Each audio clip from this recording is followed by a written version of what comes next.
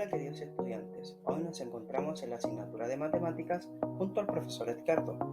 En esta clase trabajaremos el gráfico circular. Veamos cada uno de sus detalles.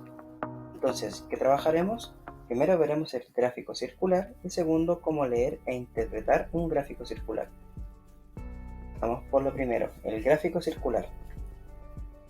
En un gráfico circular, cada sector circular representa la frecuencia generalmente expresada como porcentaje de una variable respecto de un todo. El sector circular con la mayor área representa el dato con más preferencias. Veamos un ejemplo. En una encuesta realizada a 200 personas acerca de la cantidad de teléfonos móviles que han tenido, se obtuvo que solo el 5% ha tenido uno o nunca ha tenido. Además, el 70% indica que ha tenido de 2 a 4 y el resto de las personas más de 4 teléfonos. ¿Cómo graficarías esta información? Usa la siguiente representación y complétala de acuerdo a la información entregada. Acá tendríamos entonces un gráfico circular. Este gráfico entonces lo debemos completar. Veamos aquí. ¿Qué título le debería tener este gráfico? ¿De qué se trata el caso que estamos analizando con el gráfico? Eso hay que preguntarse. En este caso, podríamos poner la cantidad de teléfonos que han tenido las personas. Lo otro que debemos hacer es, ¿qué porcentaje representa el círculo completo? Entendamos entonces el porcentaje que representa. El círculo completo aquí, de lo que me está hablando, es el 100%, ¿no es cierto? Dice, un gráfico circular siempre va a representar el 100%, por lo tanto, la suma de todos los sectores debe resultar el 100% que representa la unidad completa, en este caso la parte verde que está pintada acá. El todo es igual a 100%. Esto es súper importante que lo recuerden. El círculo completo corresponde al 100% del gráfico. Conociendo el total de encuestados. Por ejemplo, se le preguntó a 8 personas acerca del género de película que preferían. De ellas, 4 respondieron terror, 1 respondió romántica y 3 respondieron comedia. Al llevar esta información a un gráfico circular, ¿en cuántas partes debemos dividirlo? Como el total de encuestados es 8, entonces debemos dividirlo en 8 partes, donde cada parte representa a una persona, como aparece acá. Este círculo lo hemos dividido en 8 partes.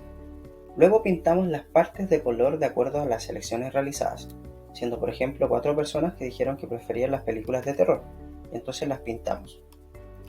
Una persona respondió romántica, ponemos entonces ahí con color amarillo, y 3 comedia. Por tanto se pintan las 3. Finalmente el gráfico no debiera verse con todas las divisiones realizadas que hicimos al comienzo, sino que solo con las partes del color correspondiente a cada preferencia, además de identificar a qué corresponde cada color. Por lo tanto, debería quedar así. E identificamos. El verde corresponde al terror, el rojo a romántica y amarillo comedia. Así de sencillo. Ahora veremos cómo interpretar un gráfico circular. Se realizó una encuesta a los estudiantes de un colegio para saber qué tipo de transporte usan para llegar al colegio. Los resultados son los siguientes. Aquí están los porcentajes. Algunos dijeron que preferían utilizar el metro, micro, caminar, auto, bicicleta o bus escolar. ¿Qué significa que los estudiantes que llegan en bicicleta y en bus escolar tengan el mismo porcentaje? A ver, los que llegan en bicicleta y en bus escolar tienen los mismos porcentajes, que es el 10%. Podemos responder esto. En este caso, lo que debemos interpretar es que ambos porcentajes representan la misma cantidad de personas, por lo tanto, la misma cantidad de niños llegan en bicicleta que en bus escolar. ¿Qué porcentaje de estudiantes llegan en auto o en bus escolar al colegio? También lo podemos responder. Para responder esta pregunta debemos sumar los porcentajes que corresponden a quienes llegan en auto o en bus escolar de esta forma. 15% más el 10% me daría el 25%. Así podemos decir que el 25% de los estudiantes llega en auto o en bus escolar. Si se encuestó a 100 estudiantes, ¿cuál es la diferencia entre quienes llegan en micro y quienes van caminando? Entonces se encuestó a 100 estudiantes, nos acaban de dar una información súper importante. ¿Cuál es la diferencia entre quienes llegan en micro y quienes van caminando? Para resolver esta pregunta debemos aplicar lo aprendido en la unidad de porcentajes, transformando el porcentaje a una cantidad. Primero calculamos qué cantidad de estudiantes van en micro y qué cantidad van caminando. Los que van en micro eran 25% y los que caminan son el 20%. Esto lo debemos resolver con la siguiente fórmula. 25 lo debemos dividir en 100 y después se multiplica también.